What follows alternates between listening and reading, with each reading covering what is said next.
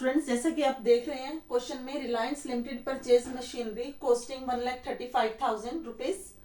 It was agreed that the purchase consideration be paid by issuing 9% debentures of rupees 100 each. If debentures have been issued at par, and second case at a discount of 10%. There are two cases against the purchase of the machinery. First है at par में कैसे आपने debenture issue करने हैं. Second है at discount के case में आपने कैसे डिबेंचर इशू करने हैं. तो फर्स्ट एंट्री जैसे कि शेयर कैपिटल चैप्टर में है, सेम उसी वे से निकालनी है.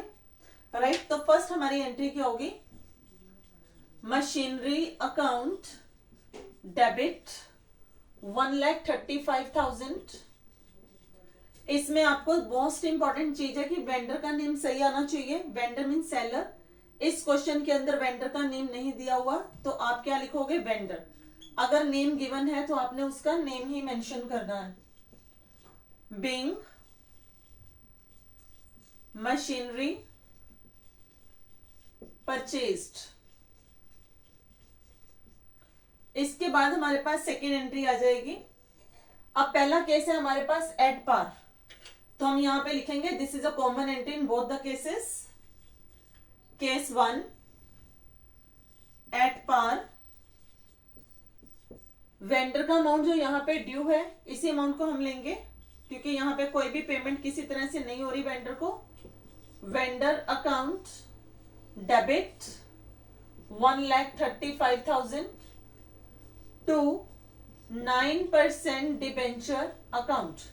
पार के केस में कोई प्रॉब्लम नहीं है, जितना अमाउंट आपका ड्यू था सेम अमाउंट के आप डिबेंचर इशू करोगे.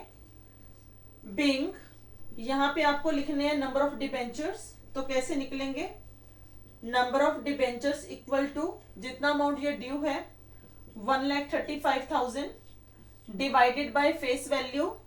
फेस वैल्यू इसके गिवन है ₹100, तो ये आपके आगे 1,350 डिबेंचर्स. तो यहां पे आप लिखोगे being 1,350 comma 9% debenture of ₹100 each issued at par against purchase consideration. तो ये आपका फर्स्ट केस कंप्लीट हो गया. अब हम देखते हैं इसमें सेकंड केस डिस्काउंट का कैसे करना है. केस सेकंड, फर्स्ट एंट्री जैसे कि मैंने बताया अभी आपको ये कॉमन रहेगी. अब दूसरे केस में क्या है, issued at discount. Vendor account debit, same amount यहां पे फॉरवर्ड हो जाएगा. अब हमने डेबिट करना है डिस्काउंट को क्योंकि डिस्काउंट कंपनी के लिए क्या है जो परचेज कर रही है, ये कंपनी का लॉस है. Discount on issue of debenture account debit to 9% debenture account. अब इनके आगे अमाउंट कैसे आएंगे,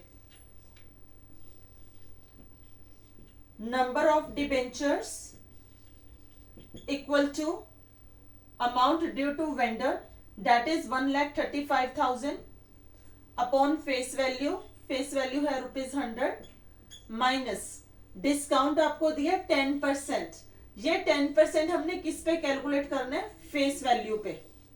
अगर फेस वैल्यू है हमारी 100 रुपीज तो डिस्काउंट कितना होगा, 100 इंटू 10/100. जितना भी फेस वैल्यू का अमाउंट दिया हो उस पे आपने कैलकुलेट करके देख लेना है, हर बार सेम नहीं होता. तो 10 रुपीज होगा ये.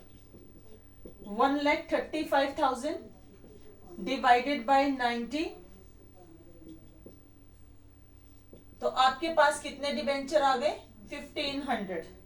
अब हम अमाउंट कैसे कैलकुलेट करेंगे, 1,500 हमारे पास नंबर ऑफ डिबेंचर्स हैं.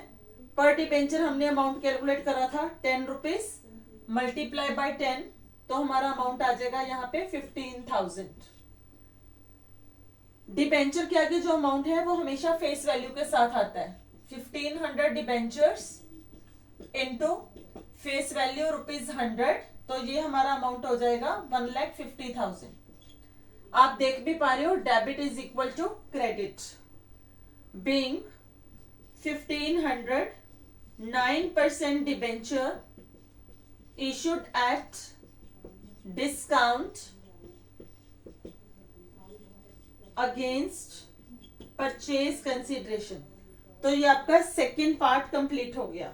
ये वर्किंग नोट का पार्ट है, इसको कैलकुलेट करना और शो करना जरूरी है। अगर आप इसको रफ में कर देते हो तो आपके मार्क्स डिडक्ट हो सकते हैं, तो प्लीज इसको रफ में मत लीजिए और इसको सॉल्व करके भी दिखाइए। तो according to me first question is over. Next video में आप सीखोगे debenture issued at premium against purchase consideration.